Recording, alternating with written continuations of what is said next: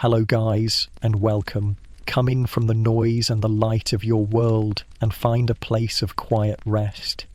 Tonight we are going on a journey not across vast oceans or to distant stars, but into a different kind of quiet. A quiet so deep and so structured, it has a sound all its own.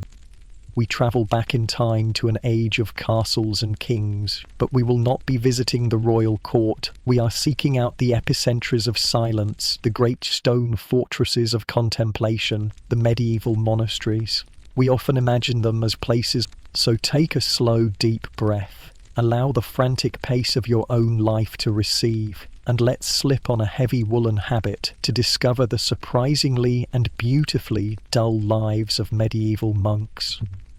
Our story begins in the deepest, darkest hour of the night. There is no moon, there are no stars. There is only a profound, velvety blackness that blankets the English countryside. The year is 1250, and inside the cold stone walls of Blackwood Priory, the world is utterly still. The only sound is the gentle, rhythmic breathing of 30 men asleep on thin straw pallets in a long, cold dormitory. And then it comes. A single clear, piercing sound cuts through the silence. Clang. It is the sound of the monastery bell, rung by a designated brother whose sole job is to wake before anyone else. It is 2 o'clock in the morning. For the monks of Blackwood Priory, the workday is about to begin. For our young monk, Brother Thomas, this sound is still a gentle violence. After 6 months in the priory, his body has learned to anticipate it, but his soul has not yet made peace with it. He surfaces from a dream of warm sunshine and his mother's baking, pulled back to the cold, hard reality of his calling. There is no snoozing the bell. There is no rolling over for just 5 more minutes. The bell is the voice of God, and it demands you rise. A soft, collective groan, more a release of air than a true sound, ripples through the dormitory as 30 figures sit up in the darkness. The first sensation is the cold. It is a damp, penetrating chill that seems to emanate from the very stones of the priory itself. It seeps through his thin woolen blanket and his coarse linen nightshirt, instantly chasing away the last vestiges of sleep. There is no talking. The great silence, a sacred rule of the monastery, is in effect from the end of evening prayers until after morning's first chapter meeting. Movement is slow, deliberate, and almost entirely silent. You can hear the soft rustle of wool as the monks pull on their habit, the quiet shuffle of leather sandals on the cold stone floor. It is a ballet of quiet routine, performed every single night for years, for decades. For Brother Thomas swings his legs off his pallet, his bare feet meeting the floor with a soft, cold shock. He joins the silent procession of hooded figures making their way to the lavatorium for their morning ablutions. There is no warm water. There is a long stone trough filled with icy water drawn from the monastery well. He splashes his face, the cold so intense it feels sharp, like 1,000 tiny needles. It is brutally effective. Any lingering thought of sleep is instantly and violently banished. Dressed in his heavy, dark wool habit, he feels the familiar weight settle on his shoulders. The garment is designed for piety and durability, not comfort. It is scratchy, cumbersome, and always seems to smell faintly of damp wool and beeswax. He pulls the hood over his head and joins the dark, flowing river of his brothers as they make their way through the shadowed cloisters towards the chapel. The only light comes from a single tallow candle held by the lead monk, its small flame casting huge, dancing shadows that leap and writhe against the stone arches. The air is thick with the scent of cold stone, damp earth, and the lingering sweet aroma of yesterday's incense. It is the smell of holiness, and it is the smell of a tomb. They file into the chapel and take their places in the choir stalls. The chapel is even colder than the dormitory, a vast, echoing space of stone and darkness. Thomas can see his own breath misting in the faint candlelight. This service is called Vigils, the first of the 8 prayer services that will punctuate their day. The abbot gives a single, subtle nod, and the chanting begins. It is not a joyous, full-throated song. It is a low, monotonous, and unending recitation of the Psalms in Latin. The sound is hypnotic, a single, unified drone that fills the immense, dark space. Domine, exaudi orationem meum, Lord, hear my prayer. The words are repeated over and over, the same words they chanted yesterday, the same words they will chant tomorrow. For a new monk like Thomas, it is a struggle to stay focused. His mind, still half asleep, drifts. He thinks about the weeds in his section of the garden. He wonders if the dough for today's bread has risen properly. He silently chastises himself for his lack of piety and tries to focus back on the ancient Latin verses. He glances at the older monks. He sees Brother Philip, a man in his 70s, his eyes closed, his face a mask of serene tranquility, his lips moving effortlessly with the familiar text. He has been doing this every night for 50 years. Does he still think about the words? Or has the chanting become as natural and as unconscious as breathing? Does his mind drift too? Perhaps he dreams of his youth, or perhaps he has reached a state of such profound peace that his mind is as still and quiet as the chapel itself.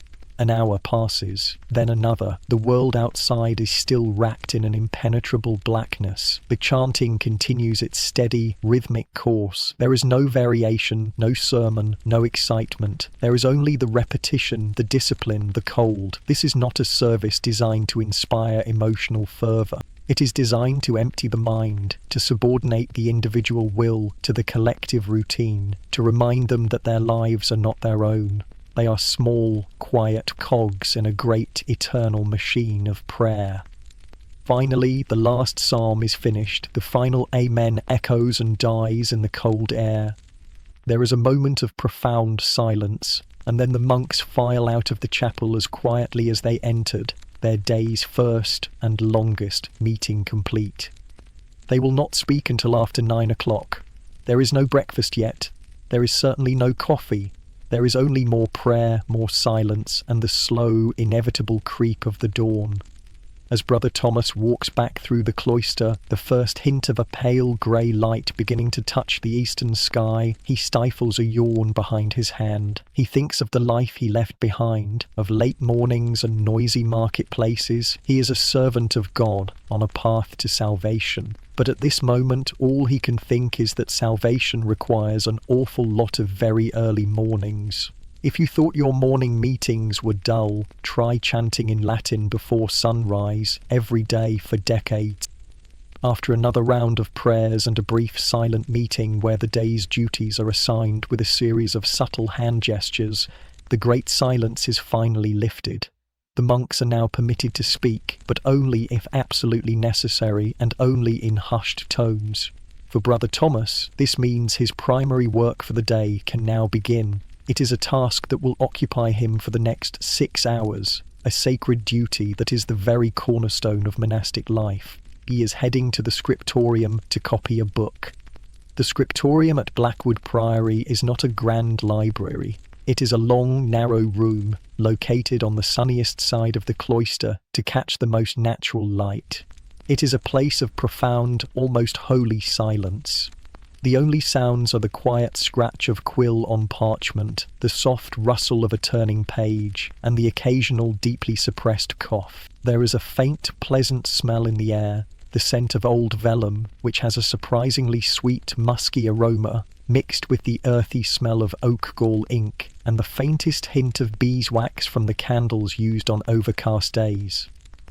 Thomas takes his place at his designated desk. It is a simple, sloped wooden lectern scarred with the ink stains and knife marks of generations of monks who sat in this very spot before him. Before him lies his work for the day, and likely for the rest of the week, a large bound volume of the Gospels, its pages filled with the elegant, uniform script of a master scribe. His task is to create an exact copy. This is the central intellectual and spiritual labour of the monastery. In an age before the printing press, books were precious, rare, and created with painstaking effort.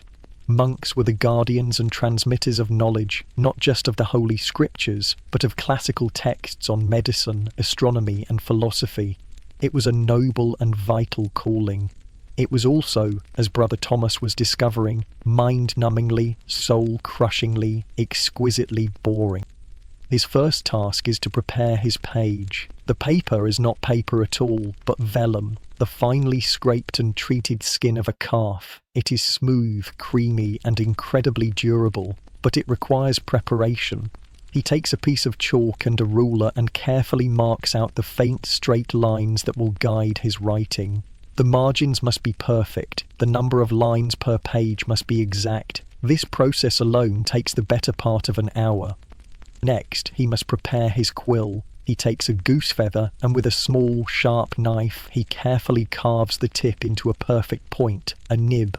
A point too sharp will tear the vellum. A point too dull will create a thick, clumsy line. It is a delicate art, and one he is still trying to master. He dips the newly cut nib into his ink pot, a small horn filled with a dark, rich ink made from oak galls, iron salts, and gum arabic. And then he begins to write. He copies the text, letter by painstaking letter. His eyes move back and forth between the master copy and his own page, a slow, hypnotic rhythm. In principio erat verbum. If he does make a mistake, he must stop, take his sharp knife, and very, very carefully scrape the top layer of the vellum away to erase the errant letter, leaving a slightly rough, scarred patch on the precious material. The hours begin to stretch into an eternity. The initial sense of pious duty soon gives way to a profound and heavy sense of tedium. The muscles in his neck and back begin to ache from leaning over the desk. His fingers cramp around the quill.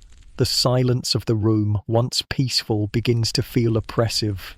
His mind, starved of stimulation, starts to wander. He thinks about the garden again, about the satisfying feeling of pulling up a plump carrot from the dark earth. He thinks about the taste of the ale he will be allowed at supper. He thinks about a pretty girl with red hair he knew in his village, a memory he quickly and guiltily pushes away. And then the greatest enemy of the scriptorium begins its slow creeping assault: sleep. The rhythmic, repetitive nature of the work, the deep silence, the lack of movement, it is a perfect recipe for drowsiness. Thomas feels his eyelids growing heavy. His head begins to nod. The elegant Latin script on the page in front of him begins to swim and blur. He catches himself with a small jolt, his quill leaving a tiny, spidery blot of ink on the margin. He looks around, his face hot with shame, but none of the other monks seem to have noticed. They are all lost in their own private battles against boredom and sleep. He looks over at Brother Philip, the old master scribe. The old man is not just writing, he is illustrating. He is working on the first letter of a new chapter, a great ornate P. In his hands, the letter becomes a work of art, a beautiful swirling vine of green leaves and golden flowers. But as Thomas looks closer, he sees that nestled amongst the sacred leaves, Brother Philip has drawn a tiny, whimsical detail. A small cat batting playfully at the tail of the P, as if it were a piece of string. It is a moment of pure, secret joy, a tiny act of human creativity smuggled into the solemn, sacred work. Thomas smiles to himself. He has seen these before, these little doodles or drolleries hidden in the margins of the great books. He has seen knights jousting with snails, monkeys playing the bagpipes, and rabbits playing a funeral for a fox. They are the quiet, anonymous jokes of monks who spent a lifetime sitting in this very room, their minds wandering just as his was now. They were proof that even in the pursuit of holiness, a sense of humour could survive. Feeling a renewed sense of connection to the generations of scribes before him, Thomas turns back to his own work. He finishes his line, the last one on the page. His work for the morning is done. He looks down at his page of neat, careful script. It is good work. It is holy work. And it is, perhaps, the most boring work a human being has ever devised. As he carefully blots the ink and prepares to leave for midday prayers, he allows himself a quiet, sleepy thought. Fun fact: Some of the world's most beautiful manuscripts were made by monks desperately trying not to fall asleep. After the midday meal, which is eaten in a silence we will explore later, Brother Thomas is finally released from the intense, microscopic focus of the scriptorium. His afternoon's labour takes him to a place that is, in many ways, the complete opposite of the silent, scholarly room of manuscripts. He is heading to the monastery garden. The garden is the heart and soul of the priory's earthly existence. It is a large, walled enclosure, a riot of organised green against the grey stone of the surrounding buildings. Here, the oppressive silence of the cloister is replaced by a gentle symphony of natural sounds, the buzz of happy bees in the lavender, the rustle of wind through the broad leaves of the kale, the distant contented clucking of chickens from their coop. The air smells not of ink and old vellum, but of damp, rich earth, of crushed mint underfoot, and the sweet perfume of climbing roses. For Brother Thomas, stepping into the garden feels like taking his first full breath of the day. This is the one place where the rule of silence is relaxed. The monks are permitted to speak here, though always in low, respectful tones. It is not a place for idle gossip, but for practical conversation about the work at hand. Brother Michael, do these leeks need more water? Brother John, the caterpillars have found the cabbage again, but in these quiet exchanges, a sense of community and shared purpose blossoms that is often absent from the solemnity of the chapel. The work is physical, honest, and deeply satisfying. After hours spent hunched over a desk, cramping his fingers around a tiny quill, the simple act of plunging his hands into the cool, dark soil feels like a homecoming. He is assigned to the root vegetable patch, his personal kingdom of carrots, parsnips, and turnips. He spends the afternoon on his knees, his heavy wool habit hitched up, carefully and methodically pulling the tiny, insidious green shoots of weeds from around the base of his precious plants. Each weed pull is a small, quiet victory. His mind, which had to fight so hard to stay focused in the scriptorium, is free to wander here. The repetitive physical motion of weeding becomes a form of meditation. His thoughts become as slow and steady as his hands. He thinks about the changing of the seasons, about the miracle of a tiny seed growing into sustenance, about the simple, profound connection between the work of his hands and the food that will appear on their table. But the garden is not just a place of pious contemplation, it is also, in its own quiet, monastic way, a place of intense drama and fierce, unspoken competition. Brother Thomas has a particular fondness for his carrots. He speaks to them in a soft whisper when no one is around, encouraging them to grow straight and true. He has even, in the privacy of his own mind, given names to the most promising-looking ones. There is Goliath, a particularly robust-looking specimen whose leafy top is already thicker than the others. There is Longshank, which he hopes will grow to be the longest carrot of the harvest. He is not alone in this quiet devotion. Brother Michael, who tends the adjacent patch of cabbages, treats his crop with the reverence of a high priest. He inspects each leaf for pests, he gently props up any head that seems to be listing to one side, and Thomas is quite certain he saw him patting a particularly large cabbage one afternoon, as one might pat a beloved dog. This friendly rivalry reaches its peak during the harvest. There is no official prize, no trophy, but every monk knows who grew the largest leek, the roundest pumpkin, or the most perfectly formed turnip. The winner earns nothing more than a few quiet, appreciative nods from his brothers and the deep, personal satisfaction of horticultural onion. Last year, the competition for the most noble onion became so intense that the abbot had to gently remind the brothers that pride, even in vegetables, was still a sin. The garden is the monastery in miniature. It is a place of order, of patience, of slow, steady work yielding gradual results. It is a place where small, quiet dramas unfold. Thomas watches a fat blackbird try to steal a worm from the newly turned earth, only to be chased off by a scolding squirrel. He sees a line of ants carrying a fallen leaf back to their nest, a tiny, organised army at work. It is a world of detail, of life, of constant, gentle activity. He feels a sense of purpose here that is different from the purpose he feels in the chapel or the scriptorium. It is an earthly purpose. It is the joy of creation, of nurturing life, of seeing the direct result of his own labour. As the afternoon sun begins to dip towards the horizon, casting long, peaceful shadows across the neat rows of vegetables, Brother Thomas straightens up, his back aching in a good way, his hands caked with rich, dark soil. He looks at his patch of carrots, their green tops vibrant against the brown earth, and he feels a simple, uncomplicated happiness.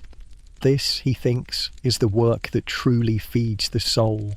For monks, gardening wasn't just a task, it was the medieval version of reality TV. As the shadows lengthen and the satisfying ache of a day's labour settles into his bones, the priory bell tolls once more. It is time for supper, the main meal of the day. For Brother Thomas, his stomach rumbling after hours of toil in the garden, this should be a moment of joyful anticipation. But a meal in a monastery is not like any other meal. It is another form of work, another ritual of discipline, and its primary ingredient is silence. The monks file into the refectory, a long, high-ceilinged hall with tall, narrow windows that let in the soft, golden light of the late afternoon. The room is bare, save for 2 long wooden tables and simple backless benches. The air smells of beeswax, old wood, and the faint, earthy aroma of boiling vegetables. There is no clatter of cutlery, no cheerful dinner conversation. There is only the soft shuffle of sandals on stone as the monks take their designated places. Brother Thomas sits down and contemplates his meal. It is, with very few exceptions, the same meal they ate yesterday and the same meal they will eat tomorrow. In the centre of the table is a large platter of bread. It is not a soft, fluffy loaf, but a dark, dense and incredibly heavy bread made from barley and rye. It is nourishing, but it is also a significant physical challenge to eat. Next to the bread is a single enormous bowl of pottage. This is the centerpiece of every monastic meal, a thick, hearty stew of beans, peas, and whatever vegetables are in season from the garden. Today, Thomas can see chunks of his own carrots and Brother Michael's cabbage floating in the thick, greyish liquid. To drink, there is a simple wooden cup of water, or, on special feast days, a cup of small beer, a weak, watery ale. The meal is designed to be simple, repetitive, and unexciting. It is meant to provide sustenance for the body without delighting the senses. Gluttony, after all, is a sin, and it is very, very difficult to be gluttonous with boiled beans. Before anyone can eat, the abbot offers a blessing in Latin, and then, as the monks reach for their bread, another ritual begins. From a large book and begins to read aloud. His voice, clear and steady, fills the silent hall. The reading is always from a sacred text, the life of a saint, a chapter from the Bible, or the writings of a church father.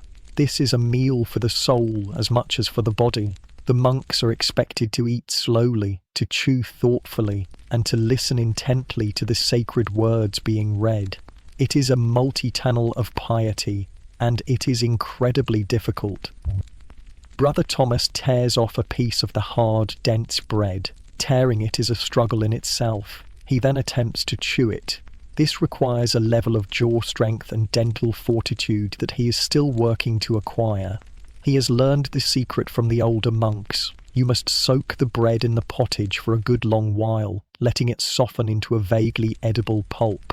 He submerges a piece into his bowl and lets it marinate while he eats his beans with a simple wooden spoon. The silence of the room is not empty. It is filled with a rich tapestry of small, intimate sounds that one would never normally notice. The soft click of a spoon against a wooden bowl, the gentle slurp of a monk sipping his water, the rhythmic, meditative sound of 30 men chewing in unison, and of course the steady, droning voice of the lector from the pulpit.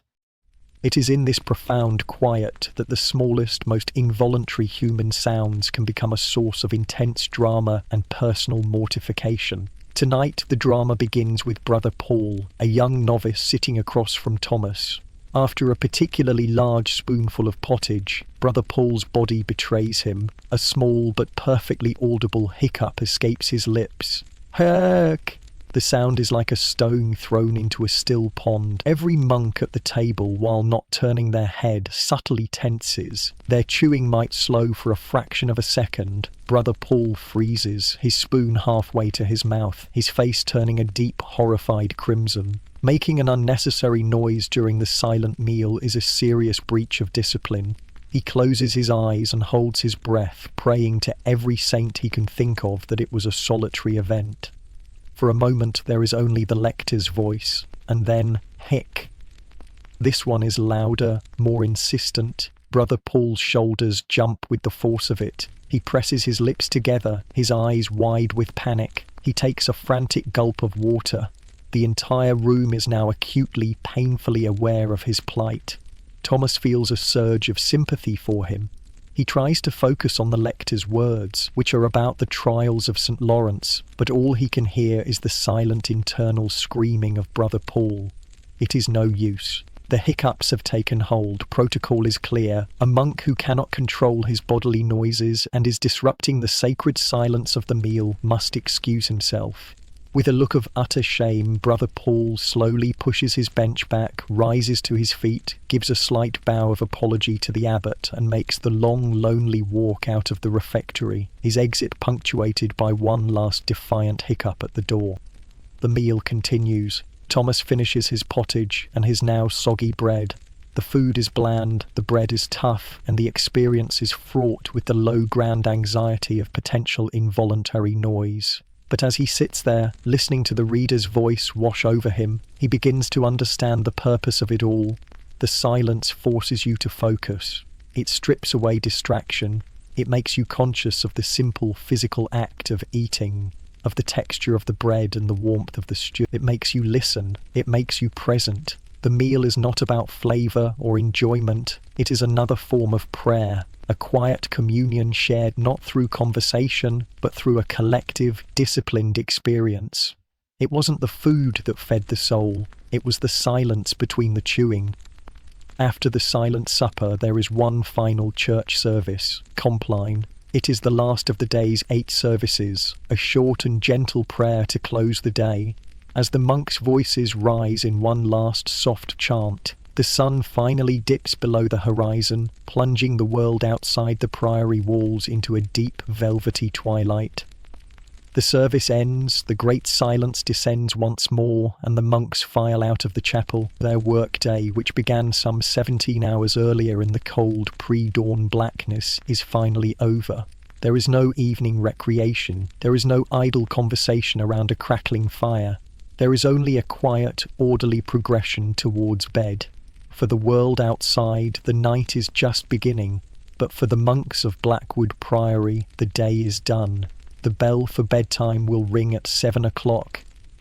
Brother Thomas returns to the scriptorium for a few moments, not to work, but to carefully put away his tools. He cleans the nib of his quill, stoppers his inkpot, and places a thin wooden board over his delicate vellum page to protect it from the damp night air. He looks at the single page he has completed today, a few hundred words copied with painstaking care. It is a tiny, almost infinitesimal contribution to a vast and timeless work, but it is his contribution. He then takes a short, quiet walk through the cloister garden. The air is cool and fragrant with the scent of night-blooming flowers and damp earth. He checks on his carrots one last time, their leafy tops dark shapes in the gloom. He feels a quiet sense of satisfaction for the day's labour, both the intellectual and the physical. He has prayed, he has written, he has weeded, he has fulfilled his duties. As he walks back towards the dormitory, the priory around him has settled into a deep and peaceful stillness. The only light comes from a few strategically placed tallow candles, their flames barely flickering in the still air, casting long, soft shadows. The sounds of the soft hoot of an owl from the ancient oak tree that stands guard over the priory walls, and above it all, the gentle sigh of the wind as it moves through the stone arches of the cloister. He enters the long, dark dormitory. Most of his brothers are already on their pallets, simple, dark shapes under woolen blankets. There is no sound but the soft, rhythmic breathing of 30 men, a gentle human counterpoint to the wind outside. He finds his own pallet, removes his sandals and his heavy outer habit, and slips under his blanket in his simple linen undertunic. The straw mattress rustles beneath him. The stone walls of the dormitory seem to radiate a deep, ancient cold, but he feels a sense of warmth and security within these walls. He is part of something larger than himself, a community dedicated to a single, unwavering purpose, a life of quiet devotion, stripped of all worldly distraction. It is a hard life, a life of endless repetition, but in that very repetition, he is beginning to find a strange and unexpected beauty. The days are all the same, yet each is subtly different. Today he learned how to better shape the letter S. He found a particularly stubborn patch of thistle in the carrot bed. He witnessed Brother Paul's unfortunate bout of hiccups. These are the small, almost microscopic dramas that make up his life. They are the tiny, colourful threads in a vast monochrome tapestry.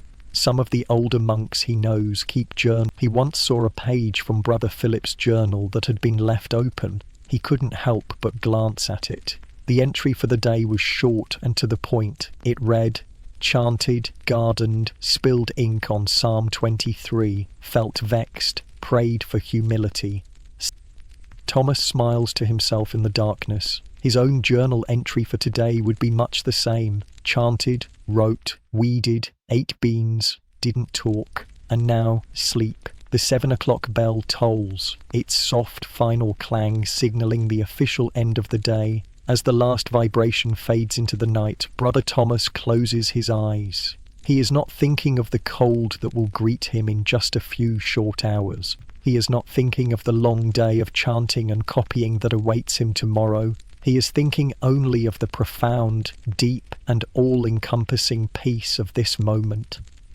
The life of a medieval monk was not one of grand adventures or heroic deeds. It was a life built of small, quiet, endlessly repeated moments. It was a life of structure, of discipline, and of a silence so deep you could almost hear the turning of the earth.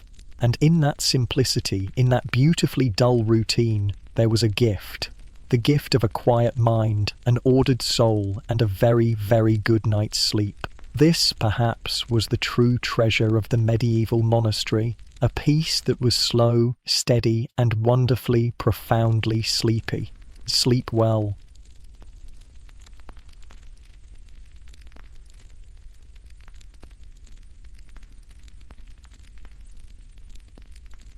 We're travelling back to the misty green hills of 12th century England, but we are not looking for kings or battles. We are looking for Eadric. Eadric is a shepherd. His greatest adventure might be a stubborn thistle, and the biggest drama of his day, a lost sheep. His story will not change the world, but it might just make yours feel a little quieter. So, find a comfortable place and let the noise of the present fade away. Take a slow, deep breath and let the gentle, peaceful rhythm of Eadric's world become your own. Let us begin. The world of Eadric the shepherd does not begin with the ringing of a bell or the crowing of a rooster. It begins with a single, insistent and profoundly undignified sound. Bia. It is a low, guttural, demanding bleat that comes from just outside the small wooden door of his hut. This is not just any sheep. This is Gerald.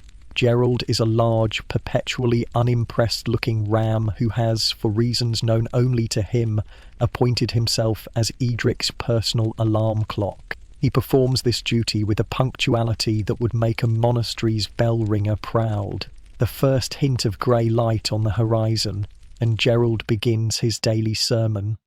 For Eadric, curled up under a pile of scratchy wool blankets on a straw-stuffed mattress, the sound is a familiar and unwelcome intrusion. It pulls him from the warm, fuzzy depths of a dream, usually one involving a feast with slightly less bread and slightly more of anything else. He groans, a soft, human sound that is immediately answered by another, more impatient baral from outside. Gerald is not a fan of the snooze button. The first challenge of the day is the cold. It is a deep, damp English cold that has settled into the very bones of his small, one-room wattle and daub hut overnight. The fire in the central hearth has died down to a few pale, sleeping embers. The air smells of old smoke, damp earth and wool. Always wool. Edric swings his legs out from under the blankets, and the shock of the cold dirt floor is his second alarm clock. He moves slowly, his body stiff from the cold and from yesterday's long, uneventful walk. There is no grand morning ritual. He pulls on his tunic, a simple faded garment that also smells of smoke and wool. He tugs on his thick woolen trousers, and then faces the daily ordeal of his boots. The leather is stiff and cold, colder, he often thinks, than a tax collector's heart. It takes a few minutes of grunting and pulling to get them on. His breakfast is waiting for him on the small, rough-hewn wooden table. It is the same breakfast he ate yesterday, and the same one he will eat tomorrow. A hunk of dark, heavy bread, hard enough to be used as a whetstone, and a cup of cool water from the bucket. He gnaws on the bread slowly, his jaw working hard. It is not a meal to be enjoyed. It is fuel, pure and simple. As he eats, Gerald continues his periodic bleating from outside, a gentle reminder that his flock and his morning routine complete. Edric steps out of his hut into the soft grey light of dawn. The air is cool and smells of wet grass and sheep, and there they are, his entire world, a sea of 72 fluffy, off-floating bodies, dotted here and there with the black faces of a few troublemakers. They are scattered around his hut, some still lying down, chewing cud with a look of serene contemplation, others already standing, their quiet bleat adding to the morning call. And his first task of the day, a task of immense importance, begins: the daily census. He leans on his tall shepherd's crook, a piece of worn, smooth wood that feels like an extension of his own arm, and begins to count. This is not as simple as it sounds. Sheep are not cooperative subjects. They look remarkably similar, especially in the dim morning light, and they have a habit of moving just as you are about to count them. 1, 2, 3, mutters under his breath, his eyes scanning the floor. He counts a cluster near the fence. 14, 15. A sheep that he is sure he has already counted wanders into his line of sight. He loses his place. He sighs and starts again. 1, 2. He tries a different method, counting them by their small, informal family groups. There is the family of Old Man Hemlock, the patriarch with one floppy ear. There is the group that always follows Beatrice, a particularly large and placid ewe. This works better. 68, 69, 70. He pauses, his brow furrowed. He is too short. A familiar though unwelcome pang of anxiety tightens in his chest. Losing a sheep is the greatest disaster that can befall a shepherd. It means facing the wrath of the reeve, the Lord's estate manager. He scans the area frantically. His eyes pass over 2 lumpy, greyish shapes near a large stone at the edge of the field, and then one of the shapes moves slightly. He squints. 71, 72, he finishes, a wave of relief washing over him. Oh, wait, that's a rock, he recounts. Yes, 71 sheep, and one grey sheep-shaped rock that has fooled him every morning for the past 3 years. He makes a mental note to himself to finally move the rock. He knows he will forget by lunchtime. So where is the 72nd sheep? He scans the flock again, his eyes moving from one placid chewing face to the next, and then he sees him, Gerald, his alarm clock, standing right beside the door of the hut, staring at him with an expression of deep disappointment, as if to say, "Finally, I was about to start without you." The count is complete, the flock is whole, the day can truly begin. Edric gives a low whistle, a cafemula sound that stirs the flock into a slow collective movement. He gives Gerald a respectful nod, acknowledging his service. The sheep always wake up earlier than Edric, but then again, they don't have to put on pants. With the census complete and the sun now a pale, watery disk above the misty hills, the great migration begins. Edric's destination for the day is a patch of lush green pasture about 400 paces from his hut. To a normal person, this is a walk of 5 minutes. To a shepherd leading 72 sheep, It is a grand, slow expedition, an undertaking with all the logistical complexity of a Roman legion on the march, but with significantly more bleating. The journey starts with a burst of promising, unified movement. Edric gives a few encouraging whistles, Gerald the ram gives a meaningful glare to a few stragglers, and the flock begins to move as one, a great lumpy, off-white river flowing in the correct general direction. Edric feels a surge of professional pride. This, he thinks, is what shepherding is all about. Order, control, man in harmony with beast. This feeling lasts for approximately 30 seconds. The river of wool quickly breaks down into a series of chaotic, meandering streams. The problem with sheep is that their attention span is breathtakingly short. The world, to a sheep, is an endless buffet of fascinating distractions. A particularly interesting clump of clover by the path requires immediate and thorough investigation. Edric's role changes from that of a proud commander to that of a weary traffic warden. He walks back and forth along the flanks of his flock, his crook his only tool of enforcement. He uses the curved end to gently nudge a sheep that has decided to stare intently at a thistle. He gives a soft tap to the rump of another that has stopped dead in its tracks for no discernible reason whatsoever. He does not shout. He does not rush. He has learned that the only way to manage a sheep's profound lack of urgency is with a profound sense of patience. As they meander, he observes the small daily dramas of the flock. There is Bartholomew, a young and perpetually confused-looking sheep who has developed a strange habit. He will start walking, then slowly begin to curve his path until he is walking in a perfect tight circle, as if tethered to an invisible post. He will do this for several minutes until he seems to forget what he was doing and rejoins the flock, only to begin the process again 10 paces later. Edric watches this with a sense of gentle pity. Bartholomew, he has decided, is not destined for greatness. Then there is Agnes, a ewe with a very active imagination. On this sunny morning, her own shadow, dark and crisp on the grass beside her, has become an object of intense suspicion. She keeps stopping, turning her head and looking at the shadow as if it were a strange new sheep that has silently joined the flock. She will take a cautious step away from it, only to find that the mysterious, dark sheep has followed her. She will stamp a hoof in warning. The shadow sheep, unimpressed, stamps back. This silent, one-sided feud will provide Agnes with entertainment for the entire journey. Finally, after what feels like a lifetime but is probably closer to an hour, they arrive. The pasture. It is a glorious sight, a wide open field of green grass, dotted with a few hardy wildflowers and the occasional large grey stone for rubbing against. To Edric, it is his office. To the sheep, it is paradise. They spread out across the field, and a great contended silence descends, broken only by the sound of 72 sets of teeth tearing at grass. Rip, chew, rip, chew. This is the soundtrack to Edric's life. It is the sound of his flock being productive. His work for the next several hours is simple: to watch. He finds a comfortable spot under a large, ancient oak tree at the edge of the field, its branches providing a perfect canopy of shade.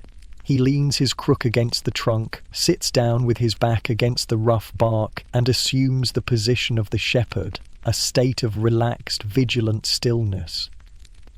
The hours pass. The sun climbs higher in the sky. Nothing happens. Absolutely nothing. Edric watches the sheep. They eat, they wander a few paces, they eat some more. Occasionally one will lie down, chew its cud, and stare into the middle distance with an expression of deep, philosophical contentment. To break the monotony, Edric sometimes tries to enrich the cultural lives of his flock. He clears his throat and decides to recite a poem he once heard a travelling minstrel perform, a grand epic about a brave knight and a fearsome dragon. The wind it did blow, the night he did go, he begins, his voice soft in the quiet air. A nearby sheep, one of Old Man Hemlock's daughters, looks up from her patch of grass. She stares at him for a long moment, chews thoughtfully, and then lets out a long, loud, and frankly quite resonant belch. Edric pauses. He takes this as a literary critique. He decides the sheep are not fans of epic poetry. He tries a love poem next, a much shorter one about the beauty of a maiden's eyes. This receives no response at all, save for the relentless rhythmic sound of chewing. He gives up. The sheep, it seems, are a tough audience. He settles back against his tree, the sun warm on his face, the gentle breeze rustling the leaves above him. He watches the clouds drift by. He watches the grass being slowly, methodically, and relentlessly converted into wool and more sheep. It is a life of profound and beautiful boredom. They say watching grass grow is boring. Edric watches it get eaten, which is arguably slower. The sun reaches its zenith, a warm white disk directly overhead. The world seems to hold its breath. The frantic energy of the morning's migration has given way to a deep and profound stillness. This is the heart of Edric's day, the long, quiet, unmoving centre around which the busier moments of morning and evening revolve. The air is warm and hazy, filled with the gentle hum of unseen insects and the soft, steady rhythm of chewing. Nothing happens. And then, for several more hours, nothing continues to happen. Edric sits with his back against the rough, comforting bark of the ancient oak tree. He has eaten his lunch, another hunk of hard bread which he chewed slowly and thoughtfully, just like his flock. Now a pleasant, warm drowsiness begins to creep over him. It is the shepherd's great occupational hazard, the midday nap. It is a dangerous indulgence. A shepherd who sleeps too soundly risks losing his flock to a wandering wolf, or, more likely, to their own talent for it. But the sun is so warm, the breeze so gentle, and the sound of the chewing so hypnotic. To stay awake, he decides to perform another census. It is an unnecessary task, but it gives his mind something to latch onto. He begins to count, his eyes half closed. 1, 2, 3. That's Agnes feuding with a buttercup. 4, 5. There's Bartholomew walking in a small, thoughtful circle. 6, 7. The numbers begin to lose their meaning. The sheep scattered across the green field blur into soft, woolly shapes. 34, 35. Is that a sheep or a cloud's shadow? 36. His counting becomes slower, his voice a soft murmur that blends with the buzzing of the bees. 47, 48. His head lolls to one side, his chin resting on his chest. He is not truly asleep, but hovering in that gentle, liminal space between waking and dreaming. His awareness of the world softens. The field becomes a gentle green dreamscape, and it is in this quiet, peaceful state that the day's major events unfold. The first event is a sneeze. It is a sudden explosion of sound that briefly pierces the afternoon's calm. Edric's eyes flicker open for a second. He sees Gerald, the head ram, shaking his head with a look of profound indignation, as if personally offended by his own sinuses. A few nearby sheep look up from their grazing for a moment, give Gerald a blank, unimpressed stare, and then immediately return to their chewing. The drama is over as quickly as it began. Edric's eyes drift closed again. The second event is avian. A small brown bird, a common field sparrow, decides that Edric's head, with its tangle of soft, unkempt hair, looks like a particularly comfortable and well-undulated place to rest. It flutters down and lands gently on top of his head. Edric, in his drowsy state, barely registers it. He feels a tiny, fleeting tickle, like a falling leaf. The bird chirps once, as if claiming its new territory, ruffles its feathers, and then, deciding the perch is perhaps too unstable, it launches itself back into the air and disappears. For a brief, glorious moment, Edric the shepherd wore a crown of feathers, and he never even knew it. The third and final event is meteorological. Edric, his eyes now closed, is watching the slow, majestic procession of clouds as they drift across the inside of his eyelids. They are magnificent, great, puffy, cotton wool galleons sailing on a sea of blue. He watches one cloud in particular. It starts as a vague, lumpy shape, but as it drifts and changes, its form becomes clearer, more defined. It looks, he thinks, with a sense of quiet wonder, exactly like a giant turnip, a perfect celestial root vegetable. He even imagines he can see the faint green leaves sprouting from the top. He smiles in his sleep. It is the most interesting thing he has seen all day. He is woken some time later by a subtle change in the light. The sun has begun its slow descent, and the shadows of the trees are growing long across the field.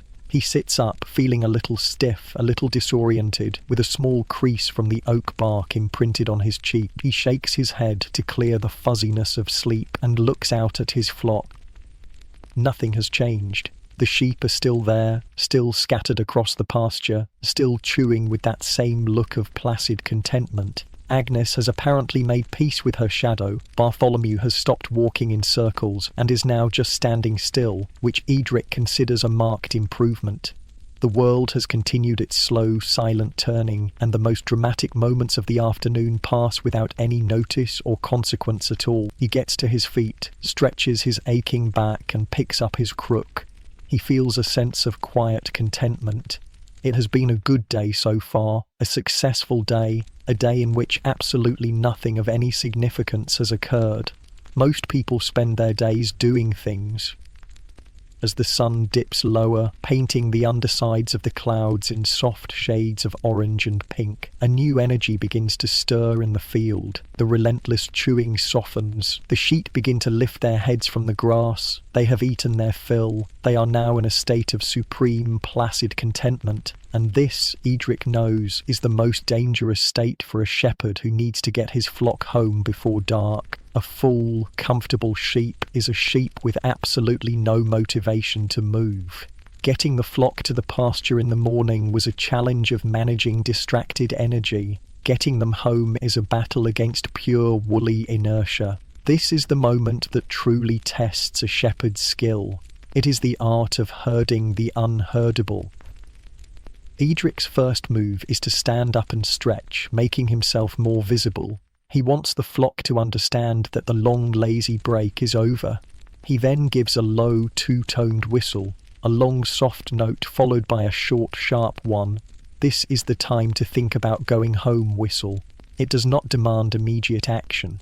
It is merely a suggestion, a gentle planting of an idea into the collective woolly mind of the flock. A few of the more attentive sheep, like Beatrice, look up at him. They stop chewing. They consider his whistle, then they go back to chewing. The idea has been received, but it has not yet been approved by committee. Edric knows that a flock does not move by command, but by consensus. His job is to manufacture that consensus. He begins to walk slowly along the far edge of the pasture, gently encouraging the outermost sheep to begin moving inwards. He doesn't rush them, he simply applies a soft, almost imperceptible pressure. His presence alone is a nudge. A sheep seeing a human walking calmly towards it will instinctively decide that walking calmly in the opposite direction is a very good idea. This gentle pressure begins to work. The edges of the flock slowly start to contract. But it is a fragile process, easily broken by the whims of a single stubborn individual.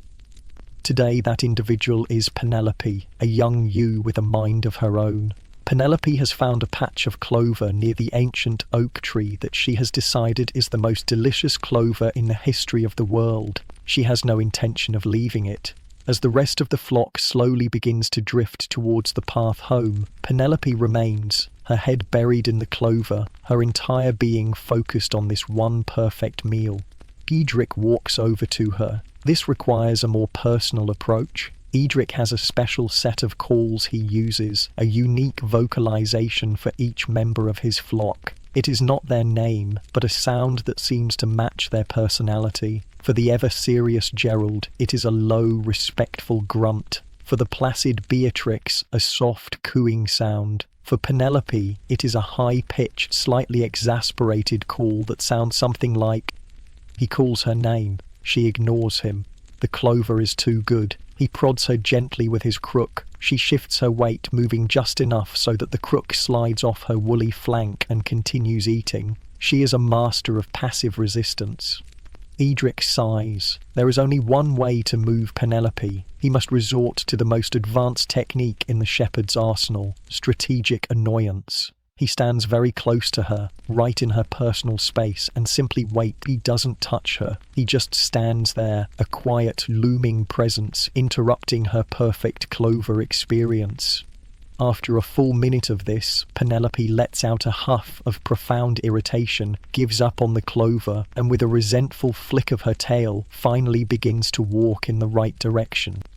With Penelope now reluctantly on board, the homeward migration truly begins. But it is once again a chaotic affair. The morning's journey was a straight line, more or less. The evening journey is a slow, spiralling vortex of confusion. The main problem is Bartholomew. Having spent the afternoon standing still, he has now decided to start walking in circles again, only this time he does it in the middle of the moving flock, creating a sort of woolly whirlpool that disrupts the flow of traffic. Edric has to gently guide him out of his trance-like state 3 separate times. Then there is the mud. A small spring has created a patch of particularly soft, oozy mud near the path. Most of the sheep walk around it, but one of the lambs, a youngster named Pip, discovers it with unrestrained joy.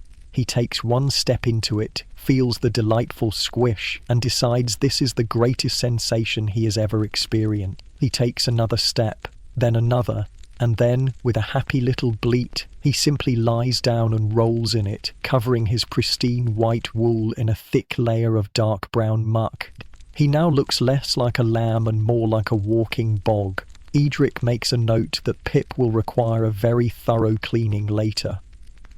Through it all, Edric remains a beacon of calm. He nudges, he whistles, he calls his strange personal calls. He is the quiet gravitational centre holding this small, chaotic universe together. After what seems like another hour, a journey of a mere 400 paces, he has done it. He has guided them all back to the relative safety of the field around his hut. He has moved the flock a total distance of perhaps 10 metres in the last 60 minutes.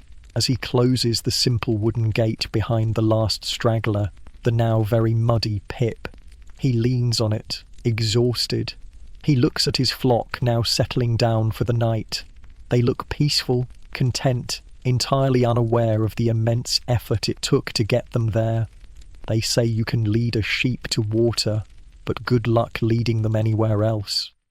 The last sliver of the sun has disappeared behind the rolling hills, leaving the sky a soft, bruised purple. A profound quiet settles over the landscape, deeper even than the stillness of midday. The day's work is done. The flock is secure, and Edric's evening routine, a mirror image of his mornings, begins.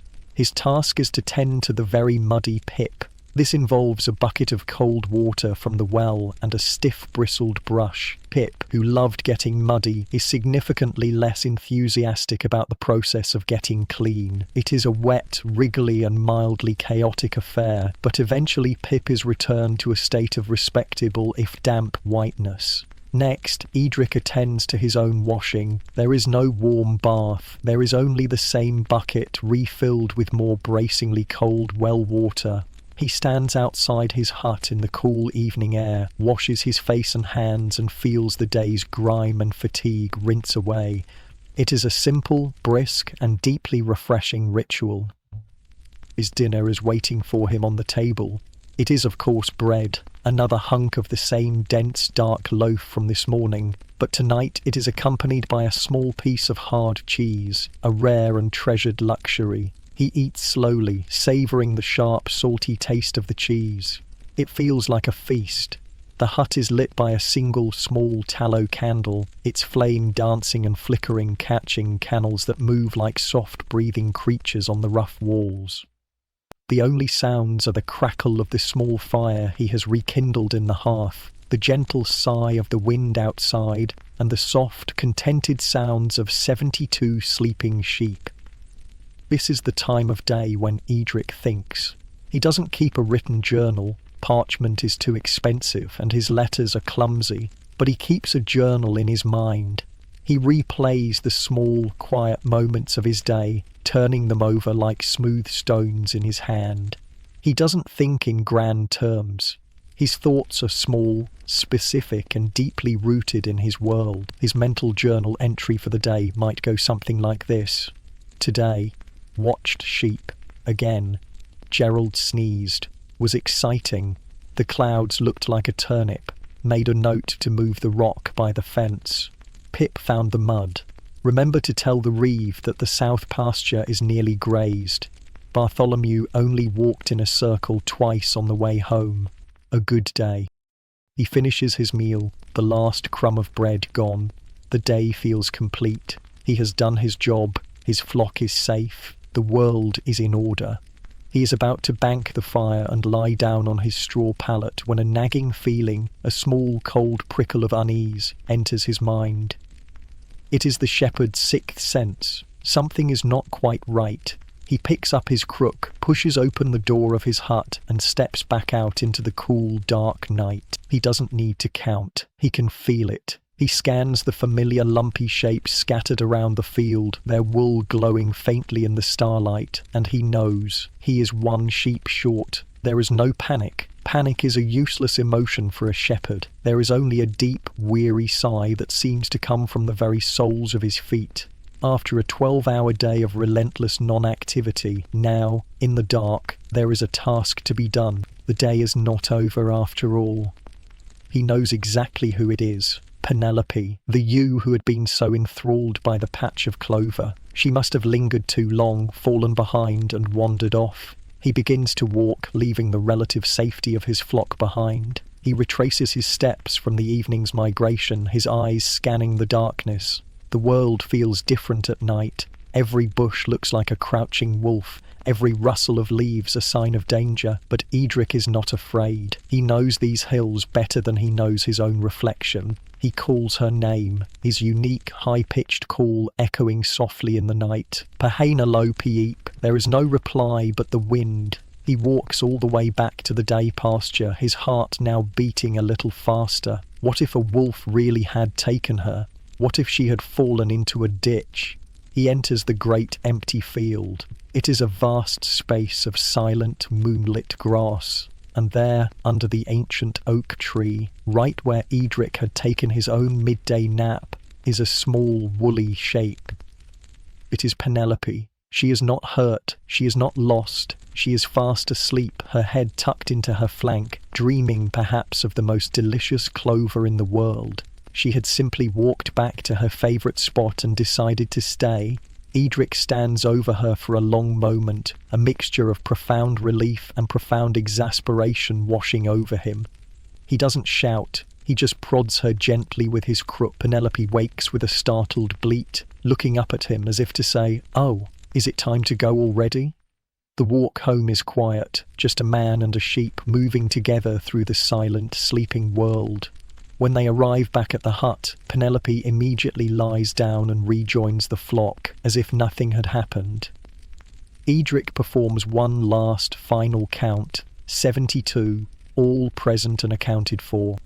He goes back inside his hut, the last bit of energy drained from him. He banks the fire, lies down on his straw, and pulls the scratchy wool blanket up to his chin. The day is finally, truly over. It was a day of almost nothing, punctuated by the smallest of dramas. A sneeze, a bird, a cloud, and a lost sheep found sleeping in a field. It was, for a shepherd, a perfectly normal day, and as you listen to the quiet rhythm of his world, perhaps you can feel your own world begin to slow down. Perhaps the noise and the hurry can fade away, replaced by the gentle peace of a grassy field. Sleep tight, and may your dreams be as quiet, slow, and strangely fuzzy as Edric's day path 1. Rise and bar, a shepherd's morning routine.